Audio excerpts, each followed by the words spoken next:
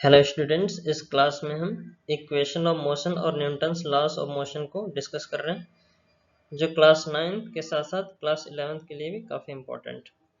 तो अगर हम फर्स्ट इक्वेशन ऑफ मोशन की बात करें तो ये इनिशियल वेलोसिटी और फाइनल वेलोसिटी में रिलेशन होता है, जो कि एक्सेलरेशन और टाइम को भी रिलेट करता है। v equal to you plus A t. Second equation displacement को बताती है, तो ये s equal to u T plus half A T square होता है। ठीक इसी तरीके से third equation of motion displacement acceleration initial और फाइनल वेलोसिटी को रिलेट करती है, तो v square equal to u square plus 2as हो जाएगा।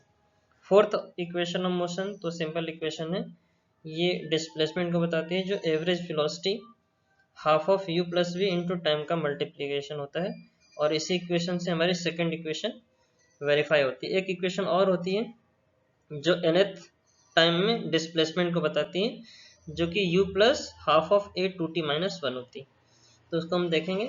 उसके अलावा न्यूटन्स लॉस ऑफ मोशन की बात करें तो हमारे पास आइजैक न्यूटन ने तीन लॉज ऑफ मोशन को एक्सप्लेन किया है। तो सबसे पहला लॉज जो है उनका, वो लॉ ऑफ इनर्शिया भी होता है, जो बेसिकली किसी भी ऑब्जेक्ट को रेस्ट और मोशन में होने को बताती है। मतलब अगर कोई ऑब्जेक्ट रेस्ट में है तो रेस्ट में ही रहना चाहता है, ऐसी टेंडेंसी होती है। अगर कोई ऑब्जेक्ट मोशन में है तो मोशन में ही रहने का प्रयास करता है, जब तक उस ऑब्जेक्ट पे कोई एक्सटर्नल फोर्स लग के उसके पोजीशन को बदल न दे। तो ये हमारा फर्स्ट इक्वेशन ऑफ मोशन होता है। इसी को हम लॉ ऑफ इनर्शिया भी कहते हैं, जिसको सबसे पहले गैलीलियो गैलीली ने डिफाइन और एक्सप्लेन किया था। फिर उसके बाद सेकंड इक्वेशन ऑफ मोशन, ये force equal to mass into acceleration को बताती है। मतलब second equation of motion force के बारे में पता चलता है। तो फोर्स मास और एक्सेलरेशन का प्रोडक्ट होता है, और साथ ही साथ force change in momentum with respect to time, that means delta f equal to delta P upon delta T भी होता है। तो सेकेंड इक्वेशन से, सेकेंड लॉ से फोर्स के डिफरेंट डेफिनेशंस मिलती हैं, मास और एक्सेलरेशन के टर्म्स में और मोमेंटम और टाइम के टर्म्स में मिलता है। ठीक इस तरीके से थर्ड लॉज ऑफ मोशन है, जो एक्शन रिएक्शन को बताता है। तो इसमें अगर कोई बॉडी किसी दूसरे बॉडी पे फोर्स एक्सर्ट करती है तो दूसरा बॉडी भी पहले पे इक्वल और अपोजिट डायरेक्शन में फोर्स लगाती है। इसमें रॉकेट का मोशन हो गया, और नाव से नदी के तट पे कूदना हो गया। इस तरीके के जो मोशन होते हैं वो थर्ड लॉज ऑफ मोशन से एक्सप्लेन किए जाते हैं। हमारे एग्जाम में सेकेंड इक्वेशन ऑफ मोशन काफी इंपॉर्टेंट है, तो यहाँ से फोर्स की दो डेफिनेशन मिलती हैं। पहला डेफिनेशन क्या है, change of momentum with respect to time. अगर मोमेंटम में चेंज टाइम के साथ देखेंगे तो यहाँ से भी फोर्स मिलता है, और ये F equal to delta P या फिर delta M into v. Momentum क्या होता है, मास और वेलोसिटी का प्रोडक्ट होता है, तो D M V upon D T हो जाएगा। ठीक है, इस तरीके से force equal to mass into acceleration भी होता है। जब इसको डेराइव करेंगे तो F equal to M into A आ जाएगा। ठीक इस तरीके से इसके डिफरेंट फॉर्म्स को हम लिख सकते हैं। अब जैसे मास को हम, ये डिफरेंशियल कैलकुलस के लैंग्वेज में लिखा गया d d t of m v, तो मास कांस्टेंट होता है तो इसको बाहर ले लिया, और डी वी को v one minus v nought ले लिया, और टाइम को t one minus t two लिया गया है यहाँ पे। अब हमारे एग्जाम में सेकंड इक्वेशन का प्रूफ आता है कि इसको प्रूफ कैसे करेंगे। तो हमारे पास दोनों तरीके से प्रूव कर सकते हैं। अगर हमारे पास F equal to delta P upon delta t है, या d p by D t है, जहाँ पे F फोर्स है और dp मोमेंटम में चेंज को बताता है, और dt टाइम में चेंज को बताता है। तो अगर हम इनिशियल मोमेंटम की बात करें, m into initial velocity mu, और final momentum pf equal to m into v हो जाएगा। अगर चेंज इन मोमेंटम देखें तो उसको हम डेल्टा p से रिप्रेजेंट करते हैं, ये pf माइनस pi हो जाएगा।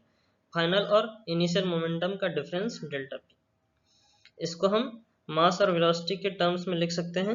जब मास m कॉमन करेंगे तो delta p equal to m into v minus u हो जाएगा। और यहाँ पे डेल्टा t से अगर हम चेंज इन मोमेंटम को डिवाइड कर देंगे तो रेट चेंज ऑफ मोमेंटम आ जाएगा, जो कि हमारा फोर्स को बताता है। तो delta p upon delta t equal to m into v minus you upon delta T हो जाएगा। ठीक इसी तरीके से F equal to m into delta we upon delta T भी हो जाएगा। और change in velocity with respect to time क्या होता है, एक्सेलरेशन होता है, तो यहाँ से F इक्वल टू m का फॉर्मूला बन जाएगा। ये Newton second law of motion का वेक्टर फॉर्म में vector f equal to M into vector a लिखा जाता है। अगर इसके प्रूफ की बात करें तो सिमिलरली हम पहले मोमेंटम को देखेंगे, p equal to mass into velocity vector हो जाएगा, और फोर्स निकालने के लिए मोमेंटम में चेंज निकालना पड़ेगा, means D d t of p vector. p के प्लेस में m इंटू वी रखेंगे और यहाँ पर डिफरेंशियल कैलकुलस की हेल्प से डिफरेंशिएशन करेंगे, ठीक है। तो f इक्वल टू एम बाहर आ जाएगा, कांस्टेंट है, dv बाई dt और plus v dm by dt हो जाएगा। फर्स्ट केस में क्या होगा, m कांस्टेंट हो तो जीरो हो जाएगा, ठीक। इस तरीके से m equal to m dv by dt हो जाएगा, और यहाँ से dv बाई dt एक्सेलरेशन होता है, तो f इक्वल टू एम। ये क्लास 11th का वेक्टर फॉर्म है f इक्वल टू एम को, सेकेंड लॉ ऑफ मोशन, जो कि rate change of momentum with respect to time हमको फोर्स देता है। अब हम फर्स्ट इक्वेशन ऑफ मोशन के प्रूफ की बात करें तो हमारे पास दो प्रूफ होता है, एक हमारे पास ज्योमेट्रिकल प्रूफ होता है और दूसरा हमारा वीटी ग्राफ के स्लोप से भी इसका हम प्रूफ निकालते हैं।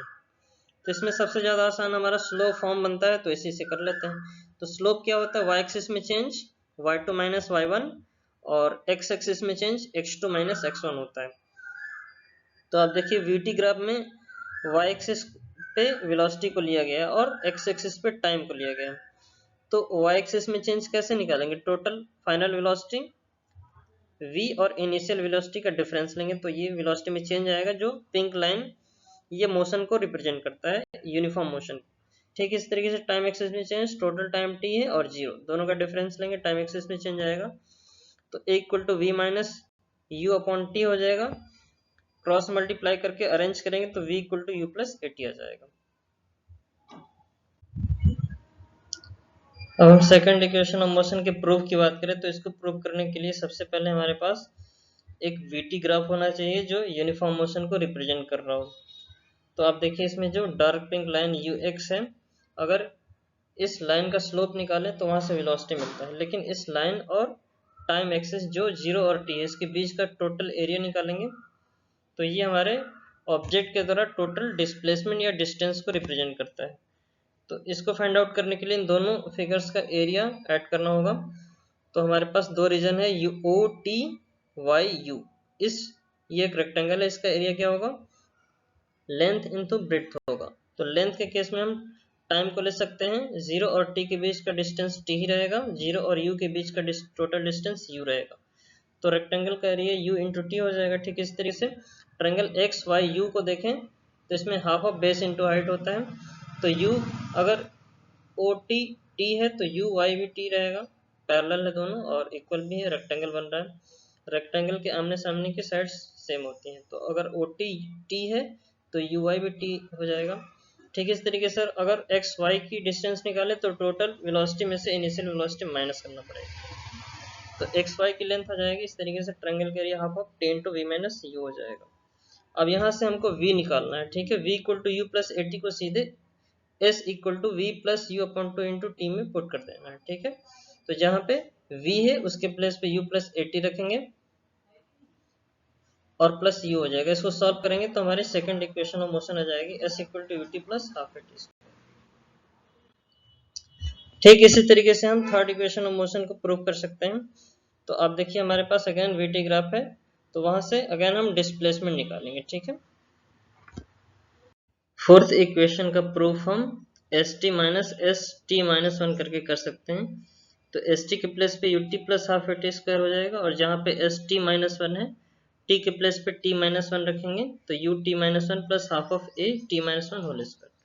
जब दोनों को सॉल्व करेंगे तो हमारा fourth equation of motion S T th which is equal to you plus half of A two T minus one ये ऑब्टेन हो जाएगा। अब हम equation of motion calculus method से सॉल्व करेंगे जो हमारे क्लास 11th के सिलेबस में होता है, जिसमें हम डिफरेंशियल कैलकुलस का यूज करेंगे। तो मेनली दो फॉर्मूले हमको ध्यान में रखने हैं, एक वेलोसिटी का जो कि ds बाई dt होता है और दूसरा एक्सेलरेशन जो कि dv बाई dt होता है। तो अगर हम फर्स्ट इक्वेशन ऑफ मोशन के प्रूफ की बात करें तो हमारे पास फर्स्ट फॉर्मूले का यूज करना है a equal to dv by dt। तो क्रॉस मल्टीप्लाई करेंगे तो A D T equal to D V हो जाएगा, दोनों साइड इनिशियल से फाइनल पोजीशन के बीच में इंटीग्रेशन कर देंगे। तो टाइम का इंटीग्रेशन जीरो और टी के बीच में होता है और वेलोसिटी का integration initial to final velocity तक होता है, मींस यू टू वी होता है। तो a कांस्टेंट है, बाहर ले सकते हैं, dt का इंटीग्रेशन t होता है फ्रॉम 0 टू t, तो यहाँ at आ जाएगा। ठीक इस तरीके से dv का इंटीग्रेशन v हो जाएगा फ्रॉम u टू v, पहले फाइनल वेलोसिटी रखते हैं फिर इनिशियल वेलोसिटी, तो ये v माइनस u हो जाएगा। फाइनली हमारे पास ट्रांसपोज करेंगे तो v equal to you plus at, first equation of motion का प्रूफ मिल जाएगा। ठीक इसी तरीके से सेकंड इक्वेशन ऑफ मोशन का प्रूफ करने के लिए हमको second equation v equal to ds by dt का यूज करना है। जब हम ds निकालेंगे तो v इंटू dt करना होगा, क्रॉस मल्टीप्लाई। अब v के प्लेस पे फर्स्ट इक्वेशन रख सकते हैं u प्लस at, और इनिशियल टू फाइनल पोजीशन के बीच में दोनों साइड हम इंटीग्रेशन कर देंगे, तो integration from 0 to s ds, s हो जाएगा, फ्रॉम 0 टू s s आ जाएगा। ठीक इस तरीके से u dt, u कांस्टेंट है तो t का dt का इंटीग्रेशन t होता है, तो 0 से t dt का इंटीग्रेशन। ठीक इस तरीके से t dt एक कांस्टेंट है तो बाहर आ जाएगा, t dt का इंटीग्रेशन t स्क्वायर बाई 2 होता है from 0 to t, upper limit put करेंगे तो हाफ ऑफ टी स्क्वायर आ जाएगा। तो फाइनली हमारे पास सेकंड इक्वेशन का proof s equal to ut plus half T square मिल जाएगा। अब थर्ड इक्वेशन ऑफ मोशन का प्रूफ करने के लिए हमको दोनों फॉर्मूले का यूज करना होता है, a equal to D V by D T plus V equal to D S by D T. तो अगर हम एक्सेलरेशन का फॉर्मूला लिखें a equal to second equation v equal to D S by D T, और दोनों side a से multiply कर दें तो ये हो जाएगा a D S by D T, और राइट साइड में v इंटू a के प्लेस पे D V by D T रख सकते हैं। अब दोनों साइड t कैंसिल कर देंगे डिनोमिनेटर में, तो हमारे पास a डी एस और v डी वी हो जाएगा। दोनों साइड इंटीग्रेट करेंगे from initial to final position, तो डिस्प्लेसमेंट का इंटीग्रेशन 0 से s होगा, वेलोसिटी का इंटीग्रेशन u से v होता है, तो ds का इंटीग्रेशन s हो जाएगा फ्रॉम 0 टू s, और एक कांस्टेंट है तो बाहर आ जाएगा। ठीक इस तरीके से v का इंटीग्रेशन v स्क्वायर बाई 2 होता है, 1/2 को बाहर ले लेंगे और इनिशियल कंडीशन u और फाइनल वेलोसिटी v हो जाएगी। लिमिट पुट करेंगे, पहले फाइनल अपर लिमिट पुट करते हैं फाइनल वेलोसिटी, और लोअर लिमिट इनिशियल वेलोसिटी, तो v square minus u square हो जाएगा, और फाइनली हमारे पास क्रॉस मल्टीप्लाई करेंगे तो 2as, तो v square equal to u square plus 2s, ये हमारी इक्वेशन मिल जाएगी। अब फोर्स ऑफ मोशन से रिलेटेड कुछ मोस्ट इंपॉर्टेंट फॉर्मूले हैं, उसको देख लेते हैं। हमारे पास एवरेज स्पीड निकालने का फॉर्मूला होता है total distance by total time. ठीक इस तरीके से अगर वेलोसिटी निकालना है तो v equal to S by T करना होगा, और एक्सेलरेशन के केस पे v minus you upon T हो जाएगा। अब नेट फोर्स निकालना है तो हमारे पास दो तरीके हैं, या तो हम मास और एक्सेलरेशन का प्रोडक्ट कर दें, या फिर delta P upon delta T, rate change of momentum को टाइम से डिवाइड करते हैं। तो इसका प्रूफ बिल्कुल इजी है, अगर एक्सेलरेशन के प्लेस पे delta we upon delta T लिखें और m को बाहर रखते हुए डेल्टा v को फाइनल और इनिशियल का डिफरेंस ले लें, क्योंकि डेल्टा v क्या होता है, फाइनल वेलोसिटी और इनिशियल वेलोसिटी का डिफरेंस होता है। फाइनली m से मल्टीप्लाई करेंगे तो m V F minus m V I हो जाएगा, ये final momentum minus initial momentum, ये delta p upon delta T हो जाएगा। अब कुछ ऐसे एडिशनल फॉर्मूले हैं जो हमारे सिलेबस में तो नहीं है लेकिन कुछ केसेस में यूज होता है, जैसे कि एक्सेलरेशन और टाइम के ग्राफ में जर्क का यूज होता है। तो ये एक नया टर्म है जो हमारे आईआईटी या फिर बीटेक में पढ़ाया जाता है। तो अगर हम माने कि r एक पोजीशन है, पोजीशन वेक्टर है, तो इसका टाइम के साथ डिफरेंशिएशन करेंगे तो dr by D T means ये हमारा वेलोसिटी आ जाएगा, इसको हम r डॉट से रिप्रेजेंट कर सकते हैं। अगेन डिफरेंशिएशन करेंगे तो dr2 upon D T square, ये एक्सेलरेशन हो जाता है, क्योंकि rate change of velocity is called acceleration, तो वेलोसिटी का रेट चेंज। ठीक इस तरीके से एक्सेलरेशन का रेट चेंज देखेंगे तो एक नया क्वांटिटी मिलता है जिसको हम जर्क कहते हैं, ट्रिपल डिफरेंशिएशन होता है। फिर इसका डिफरेंशिएशन स्नैप होता है, जॉइंट्स बोलते हैं, और fifth differentiation of position vector crackle होता है, and sixth differentiation of position vector is pop. कुछ एडिशनल फॉर्मूले की बात करें तो हमारे पास डिस्प्लेसमेंट फाइनल और इनिशियल पोजीशन का डिफरेंस होता है, तो x2 माइनस x1 हो जाएगा, वेलोसिटी dx बाई dt होता है कैलकुलस की लैंग्वेज में, एक्सेलरेशन dv बाई dt होता है, और v के प्लेस पे dx बाई dt रखेंगे तो ये सेकंड डेरिवेटिव पोजीशन के टर्म में आ जाएगा, d2x बाई dt स्क्वायर। तीनों इक्वेशन ऑफ मोशन हमने देख ही लिया है। उसके अलावा एवरेज वेलोसिटी, इनिशियल और फाइनल वेलोसिटी बाई 2 होता है, और फोर्स की definition F equal to ma होती है, work equal to force into displacement, अगर एंगल है तो वहाँ पे cos थीटा भी आ जाएगा। पावर, वर्क और टाइम का रेशियो होता है ठीक इसी तरीके से काइनेटिक एनर्जी हाफ mv² होता है। पोटेंशियल एनर्जी mgh होता है और momentum p equal to m into V होता है। Newton second law of motion से F equal to delta P upon delta T भी होता है।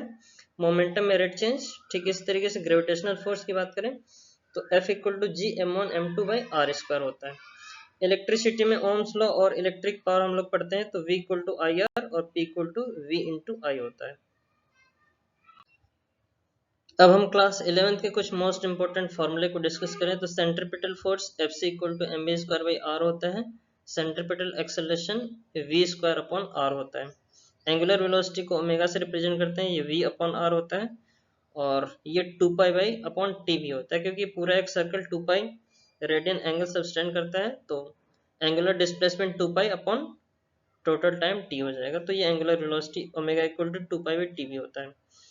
Linear velocity v equal to 2πr upon T हो जाएगा। ठीक इसी तरीके से f equal to 1 upon T होता है, फ्रीक्वेंसी टाइम पीरियड का उल्टा होता है।